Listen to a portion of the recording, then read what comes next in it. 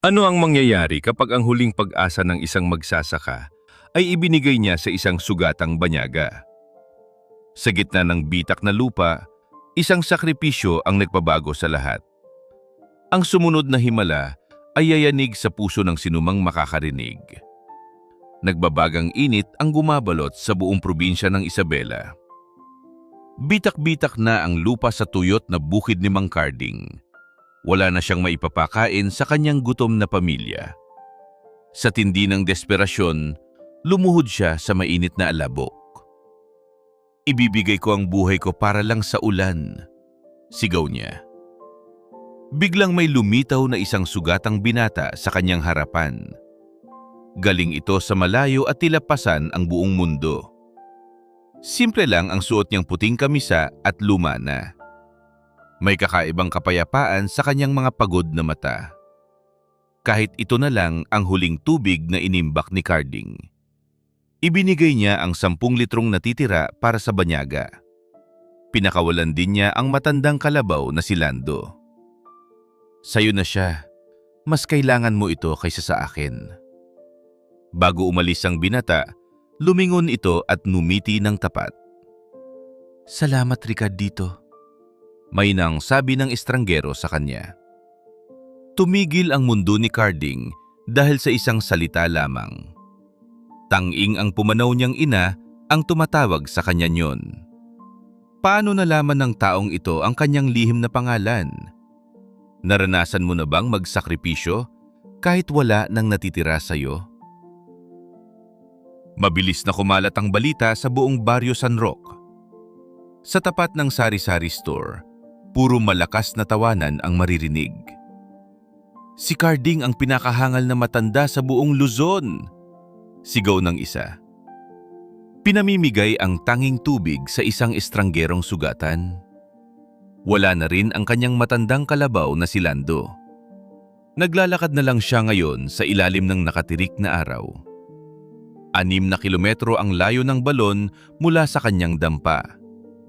Pabalik-balik siya araw-araw, bit-bit ang 2 mabigat na balde. Ang bawat hakbang ay parang tinik sa kanyang tuyot na lalamunan. Umiinit ang hangin, tila sinusunog ang kanyang kulubot na balat. Walang tubig para sa kanyang pananim, para sa pamilya lang ito. Ngunit sa kabila ng pagod, hindi siya narinig na dumaing. Ang bawat patak ng pawis ay naging saksi sa kanyang pananampalataya. Mayroong mga sugat na hindi nakikita ng mata ng tao, ngunit may mga sugat na sadyang mahapdi at bumubuka.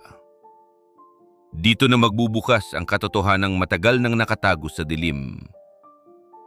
Kung nangangalig kayo sa katarungan ng Diyos, paki-like ang video na ito at mag-subscribe sa ating channel. Nagsimulang magkaroon ng malalalim na sugat ang kanyang mga balikat. Dahil sa bigat ng mga balde, bumuka ang kanyang mismong laman.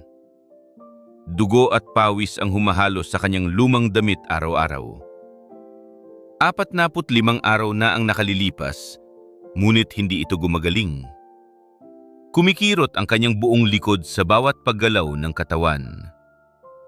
"Panginoon, nasaan ka na sa oras ng aking paghihirap?" bulong niya. Ang mga langaw ay dumadapo sa kanyang mga sariwang sugat. Ang amoy ng nana ay naging paalala ng kanyang sakripisyo. Pinagdatawanan siya ng mga kapitbahay habang siya ay hirap na dumadaan. "Nasaan ang ulan na hinihintay mo, Carding?"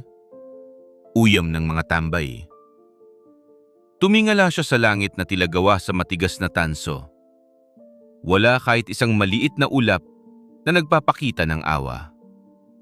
Ngunit ang hawakan ng kanyang mga balde ang nagsilbing krus niya. Hindi niya binitiwan ang kanyang tungkulin kahit siya ay lupaypay na. Ang bawat hakbang ay isang panalangin na walang tunog. Dama niya ang init ng lupa sa kanyang mga paang sugatan. Sadyang malupit ang mundo sa mga taong pumipiling magmahal.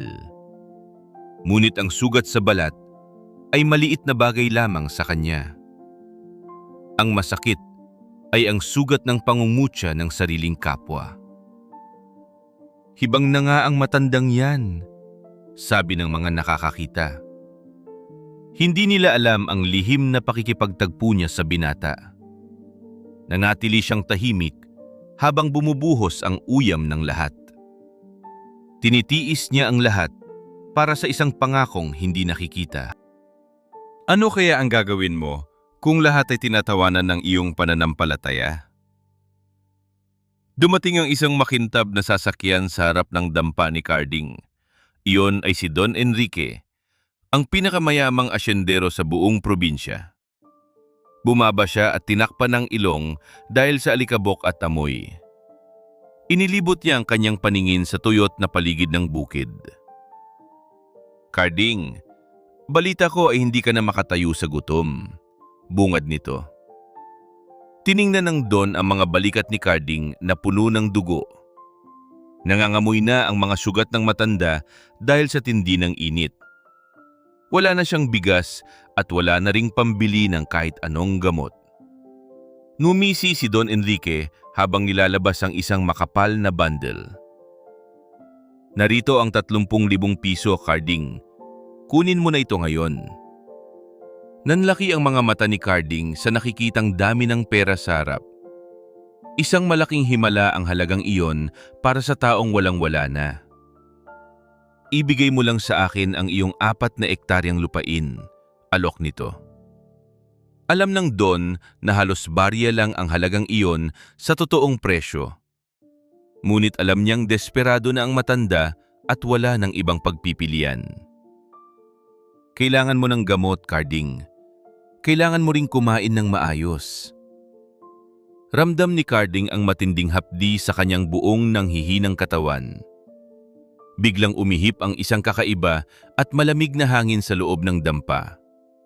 Tila naramdaman niya muli ang haplos ng binata sa kanyang sugatang balikat. Nagbago ang kanyang paghinga, naging malalim at puno ng kapayapaan. Naalala niya ang kislap sa mga mata ng banyaga noong isang araw. Kumalam ang kanyang sikmura, hudyat ng matinding gutom na nararamdaman niya.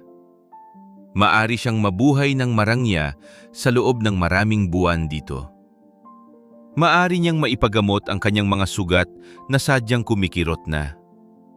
Tumingin si Carding sa kanyang bitak-bitak na bukid sa labas ng bintana. Naalala niya ang pawis at dugo na inalay ng kanyang ama rito. "Ang lupaing ito ay hindi sa akin, Don Enrique," mahinang sabi niya. "Ito ay biyaya ng Diyos para sa aking pamilya at sa bayan." Tumawa ng malakas ang asyendero, isang tawang puno ng pang-uuyam.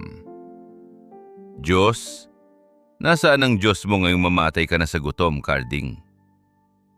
Nasaan ang ulan na ipinangako mo sa iyong sarili at sa lahat?" Humarap si Carding sa kanya nang may kakaibang tapang sa kanyang mata. Kahit nanginginig ang kanyang boses, nanatili siyang matatag at sadyang tuwid. "Hindi ko ipagpapalit ang aking dangal sa iyong maruming pera, Don. Ang lupang ito ay mananatiling saksi sa aking tapat na pananampalataya." Galit na hinagis si Don Enrique ang bundle ng pera sa maruming sahig. "Sige, mabulok ka rito kasama ng iyong tuyot na lupa," sigaw nito. Umalis ang asyendero habang mabilis na pinapatakbo ang kanyang sasakyan. Naiwan si Carding sa gitna ng alikabok at katahimikan ng mainit na hapon. Hinanap niya ang kanyang hininga sa gitna ng matinding sakit sa likod. Ngunit sa kabila ng lahat, nakaramdam siya ng malalim na katiwasayan.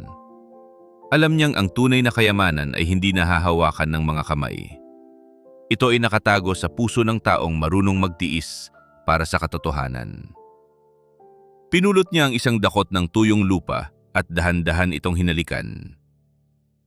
"Sa'yo ako nanggaling, at sa'yo rin ako babalik, Panginoong Jesus." Isang maliit na langgam ang gumapang sa kanyang sugatang kamay ngayon. Tila, ito ay isang paalala na ang buhay ay patuloy pa rin sa paligid. Ang gutom ay pansamantala, ngulit ang pangako ng Diyos ay walang hanggan. Hihintayin niya ang ulan, kahit ang huling hininga pa ang maging kapalit nito. Hindi siya susuko dahil ang kanyang sandigan ay ang puong may kapal. Ano ang mas mahalaga para sa'yo? Ang pera o ang iyong prinsipyo? Isang gabi, bandang 11:00, may humintong itim na sasakyan. Napakaganda ng sasakyang yun.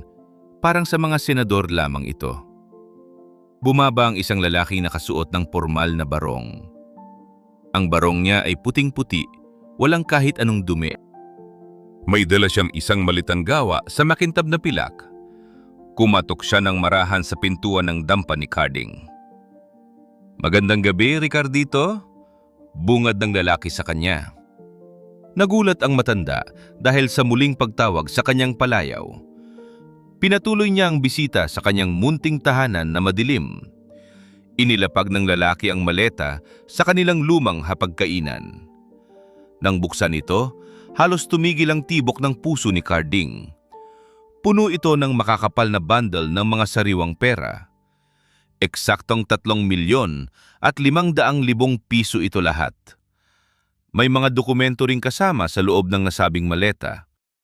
Nakasulat doon na bayad na ang lahat ng kanyang pagkakautang. Pati ang titulo ng katabing 10 ektarya ay nasa kanya na. "Bakit niyo po ito ginagawa para sa akin?" tanong ni Carding. Nanginginig ang kanyang mga kamay habang humahawak siya sa mesa. Ang lalaki ay tumingin ng diretsyo sa kanyang mga mata. Pinapabigay ito ng anak ng tunay na may-ari ng lahat. Nakita niya ang iyong pagtanggi sa masamang alok ni Enrique. Nakita niya ang bawat patak ng iyong mga tapat na luha. Hindi makapagsalita ang matanda dahil sa tindi ng kanyang emosyon. Ang dating pinagtatawanan ay ngayon ay pinagpapala ng lubos. Ang bawat sugat sa kanyang likod ay tila gumaan ng bigla. Ang dilim ng gabi ay napuno ng liwanag ng pag-asa. Tumayo ang lalaki at nagpaalam ng may isang banal na ngiti. Sumakay siya sa sasakyan at mabilis na naglaho sa kalsada. Naiwan si Carding na yakap ang mga dokumento ng kanyang lupa. Ito ang tunay na bunga ng kanyang hindi pagsuko sa tukso. Ang katarungan ng langit ay dumating sa tamang oras at panahon. Wala siyang ibang nasabi kundi ang magpasalamat ng paulit-ulit. Ang ulan ay darating din. Nararamdaman na niya ang lamig nito. Ngunit na yon, ang ulan ng biyaya ang unang bumuhos sa kanya. Isang milagro ang naganap sa gitna ng kanilang tuyong baryo. Naisip niya ang binatang sugatan na tinulungan niya noong nakaraan. Sadyang may waga ang paraan ng Panginoon sa pagtulong sa tao. Hindi niya pababayaan ang mga nagtitiwala sa kanyang banal na ngalan. Handa ka na bang magtiwala kahit wala pang nakikitang malinaw na patunay? Kinaumagahan, nagising si Carding sa isang pamilyar na tunog. Isang malakas at masiglang yungon ng kalabaw ang narinig niya. Dahan-dahan siyang bumangon mula sa kanyang lumang banig. Nagtaka siya dahil wala na dapat si Lando sa bakuran. Ibinigay na niya ang kalabaw sa binatang sugatan noong nakaraan. Agad siyang lumabas ng dampa kahit masakit ang kanyang katawan. Nanlaki ang kanyang mga mata sa kanyang nakita sa harap. Naroon si Lando, nakatayo ng matatag sa gitna ng initan. Ngunit hindi na ito ang matanda at payat na hayop. Mukha na itong malakas, masigla at puno ng buhay ngayon. Ang kanyang balat ay napakakintab, tila pinahiran ng langis. Ang kanyang mga binti ay matitigas at handa na sa pag-aararo. "Lando, ikaw ba talaga yan, aking kaibigan?" tawag ni Carding. Lumapit ang malaking hayop at dahan-dahang sumandal sa kanya. Dama ni Carding ang init at lakas na nanggagaling dito. Napansin niya ang isang kakaibang bagay sa noo ng kalabaw. Mayroong mga puting balahibo na tumubo sa gitna nito. Eksaktong hugis krus ang disenyo ng mga puting balahibong iyon. Tila ito nagdiningning habang tinatamaan ng sikat ng umaga. Ngayon ay masisilayan na ang dakilang ganti para sa kanyang katapatan. Kung kayo ay naniniwala na ang Diyos ay hindi natutulog, paki-like ang video na ito at mag-subscribe sa ating channel. Napaluhod si Carding sa tindi ng kanyang pagkagulat at tuwa. Doon lamang niya naintindihan ang lahat ng nangyari sa kanya. Ang binatang tinulungan niya sa gitna ng matinding init ng araw. Ang binatang tumawag sa kanya sa kanyang lihim na palayaw. Panginoon ko at Diyos ko. Hikbi ni Carding sa gitna ng bukid. Ang banyaga na sugatan ay walang iba kundi ang ating tagapagligtas. Dumating siya bilang isang taong nangangailangan ng tulong at pagkalinga. Sinubok. Niyang puso ni Carding sa gitna ng matinding tagtuyot. At dahil sa kanyang kabutihan, hindi siya nito pinabayaan na yon. Dama niya ang presensya ni Jesus sa bawat ihip ng hangin. Ang ulan ng pagpapala ay nagsisimula na ring maramdaman ng lahat. Hinaplos ni Carding ang mukha ni Lando ng may pagmamahal. Salamat sa iyong pagbisita, O Panginoon, dalangin ng matanda. Naramdaman niya ang kakaibang ginhawa sa kanyang sariling balikat. Ang mga sugat na dati ay bumubuka at may nana ay naglaho na. Naging makinis muli ang kanyang balat na parang sa isang bata. Ang sakit na tinitiis niya ng 45 araw ay napawi. Ang bawat sakripisyo ay nakita at binasbasa ng dakilang Maylea. Napakaganda ng umagang ito para sa isang tapat na lingkod. Ang puso niya ay punong-puno ng pasasalamat at banal na takot. Handa na siyang simulan ang bagong yugto ng kanyang buhay. Walang imposible sa Diyos na nakakakita sa bawat lihim na gawa. Ang milagro ay hindi lamang sa pera, kundi sa pagpapanumbalik. Tumingala siya sa langit at nakita ang unang maitim na ulap. Ang pangako ng ulan ay unti-unti nang nagkakatotoo sa kanyang paningin. Kung ang kwentong ito ay nagpaalala sa inyo na ang Diyos ay tapat sa kanyang mga pangako, suportahan ang video na ito sa pamamagitan ng pag-like, pag-subscribe at pagsulat ng salitang Amen sa mga komento kung naniniwala kayo sa kanyang mga milagro. Hindi ginastos ni Carding ang pera para sa sariling karangyaan. Wala siyang biniling mamahaling gamit o magarang bahay para rito. Alam niyang ang bawat sentimo ay galing sa Panginoong Hesus. Dapat itong gamitin para sa ikabubuti ng mas nakakarami. Binago niya ang pangalan ng kanyang lupain sa isang karatula. Tinawag niya itong Batis ng Grasya mula sa araw na yon. Bumili siya ng 5 modernong traktora para sa buong baryo. Malalakas ang makina nito at kulay pula ang lahat ng yon. Hindi na kailangang magbuhat ng mabibigat na balde ang sinuman. Nagpatayo rin siya ng isang napakalaking deep well system doon. Ang tubig ay galing sa pinakamalalim at malinis na bahagi. Nang unang bumuga ang tubig, naghiyawan ng lahat ng tao. Malamig, malinis, at sadyang walang hinto ang daloy ng tubig. Libre ang patubig para sa inyong lahat, sigaw ni Carding. Ang mga maliliit na magsasaka ay lumapit ng may luha. Dati silang tumatawa sa kanya, ngayon ay humihingi ng tawad. Patawarin mo kami, Mang Carding, sabi ng isang matandang kaibigan. Ngumiti lang ang matanda at niyakap ang kanyang kapwa rito.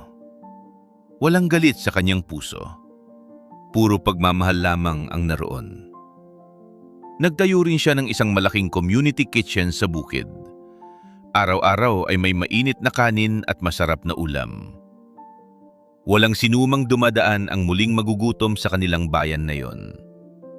Ang amoy ng nilagang baka ay humahalimuyak sa buong paligid. Ang mga batang lansangan ay masayang kumakain sa mahabang mesa. Naging sentro ng pag-asa ang dating tuyot at bitak na lupa.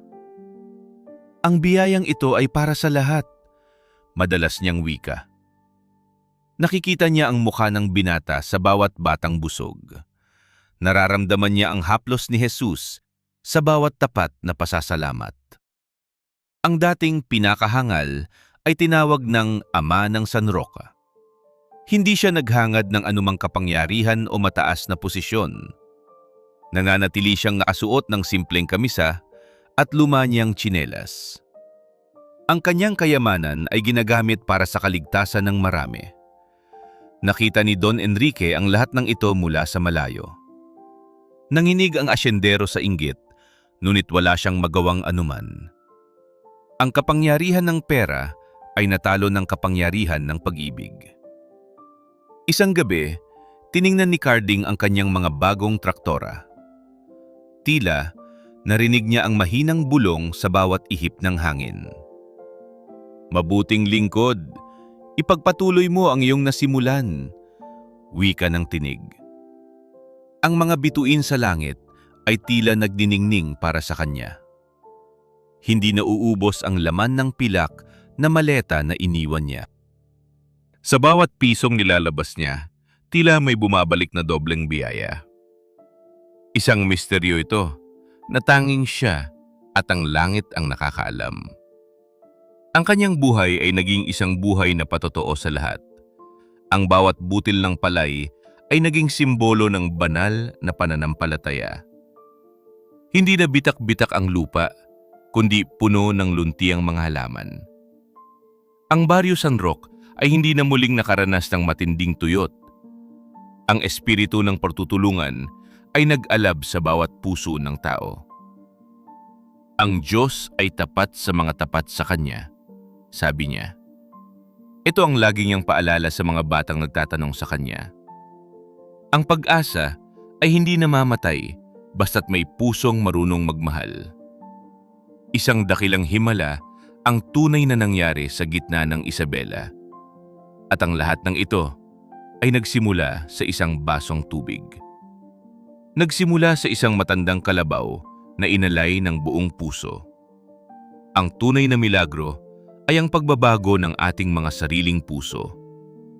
Saksi ang buong langit sa kabutihang loob ng tapat na si Carding. Ang Isabela ay nagbago dahil sa isang taong hindi sumuko rito. Walang hanggan ang pasasalamat niya sa bawat paggising sa bagong umaga.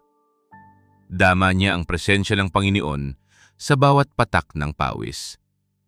Ang buhay ay sadyang maganda kapag ito ay inialay sa kapwa. Hinihintay na lang niya ang huling ulan na kanyang ipinangako noon. Ngunit sa ngayon, siya ang nagsisilbing ulan para sa kanyang bayan. Ang bukid ng pag-asa ay patuloy na yayabong para sa lahat. Lumipas ang 6 na taon sa buong Barrio San Roque. Si Mang Carding ay naging simbolo ng pananampalataya sa probinsya. Ang dating tuyot na lupa ay isa ng alamat na yon. Hindi na siya ang matandang pinagdatawanan sa sari-sari store. Ngayon, siya ang taong nilalapitan ng lahat para sa payo. Ang kanyang foundation ay naging silungan ng mga sawimpalad. Natatandaan niyo ba ang botikaryong tumangding magpautang ng gamot? Noong mga panahong ang mga sugat ni Carding ay may nana, ang taong yon ay nakaranas ng matinding pagbabago sa puso. Dati siyang madamot at tanging pera lang ang mahalaga sa kanya. Ngunit nang makita niya ang kabutihan ni Carding, siya ay naluha. Ngayon, siya na ang nangunguna sa pamimigay ng libreng bitamina. Pumupunta siya sa malalayong baryo gamit ang kanyang sariling sasakyan. Dala-dala niya ang mga gamot para sa mga batang may sakit. Lahat ng ito ay ginagawa niya sa ilalim ng pangalan ni Carding.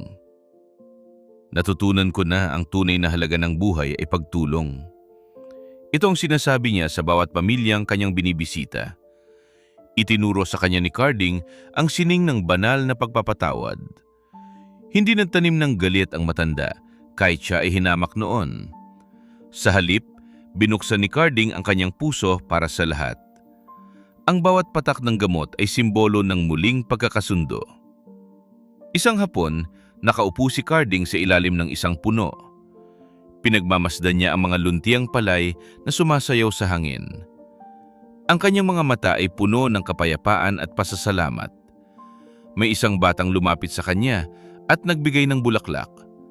Mumiti ang matanda, isang niting nagpapagaan ng anumang dusa. "Lolo Carding, Bakit po kayo laging masaya? Tanong ng bata. Hinusay niya ang kanyang boses at nagsimulang magsalita ng marahan. Dahil ang tunay na ani ay hindi nasusukat sa kaban, wika niya. Hindi ito sa dami ng pera na nasa loob ng maleta. Ang tunay na harvest ay masusukat sa iyong mga naibahagi. Kung gaano karaming luha ang iyong pinunasan sa iyong kapwa. Ito ang moral na itinanim niya sa isipan ng bagong henerasyon. Ang pananampalataya ay hindi lamang sa salita, kundi sa gawa.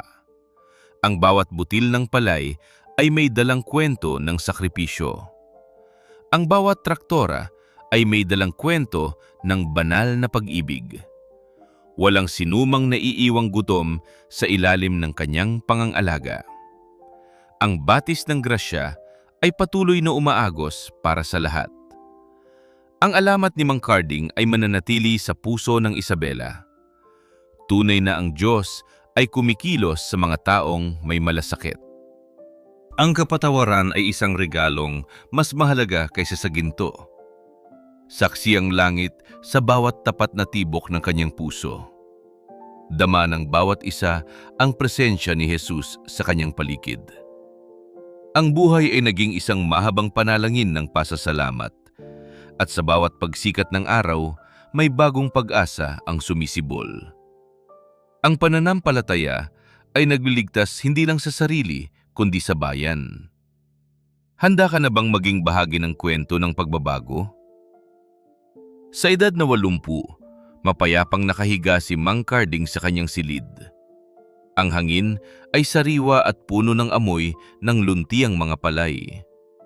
Ang kanyang muka ay may ngiti na hindi matatungbasan ng anumang ginto. Hinawakan niya ang kamay ng kanyang pinakapaboritong apo sa tabi niya. "Huwag kang malulungkot, anak, dahil ang ulan ay malapit na," sabi niya.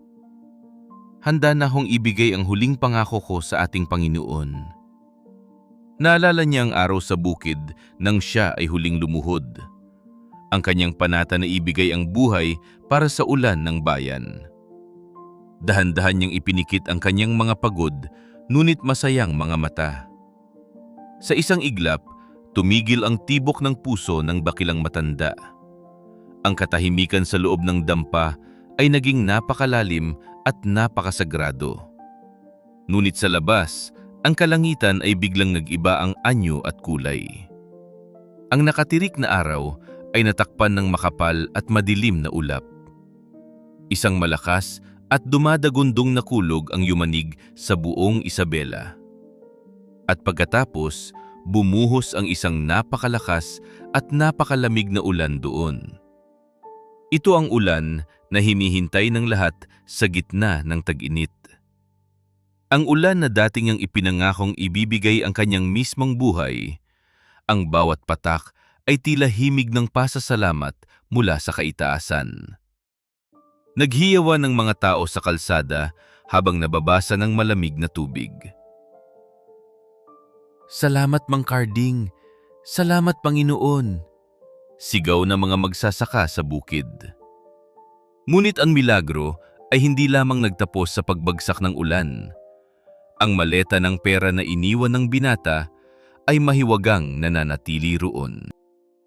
Kahit anong dami na ilabas para sa kalawanggawa, hindi ito nauubos. Patuloy itong nagpapakain sa libu-libong ulila sa buong probinsya hanggang ngayon. Ito ang nagpapaaral sa mga batang pangarap ay maging doktor at guro. Ang batis ng grasya ay naging simbolo ng walang hanggang biyaya.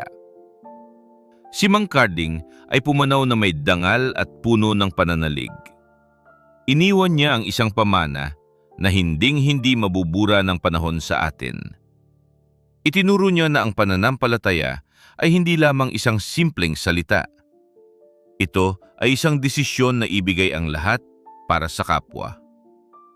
Ang ulan ay patuloy na bumubuhos tuwing anibersaryo ng kanyang paglisan. Tanda ito ng isang tipan sa pagitan ng tao at maylia. Ang buhay ay nagpapatuloy sa bawat butil ng palay na kanilang inaani. Walang sinumang nagugutom sa Barrio San Roque dahil sa kanyang kabutihan. Ang pag-ibig ni Jesus ay mananatiling buhay sa puso ng bawat isa. Saksi ang bawat patak ng tubig sa dakilang sakripisyo ng matanda. Ang kapayapaan ay naging bahagi na ng kanilang pang-araw-araw na pamumuhay. Ang tunay na bayani ay ang taong marunong mag-alay ng buhay. Ito ang huling aral na iniwan ni Mang Carding para sa atin. Naway matutunan nating maging ulan sa gitna ng tagtuyot ng iba. Ang ulan ng biyaya ay walang katapusan para sa mga tapat. Kung ang kwentong ito ay nagpaalala sa inyo na ang Diyos ay nakakakita sa lahat at kumikilos sa tamang panahon, suportahan ang video na ito sa pamamagitan ng pag-like, pag-subscribe sa channel, at isulat sa mga komento ang salitang pananampalataya kung nangangalig din kayo sa katarungan at awa ng Panginoon.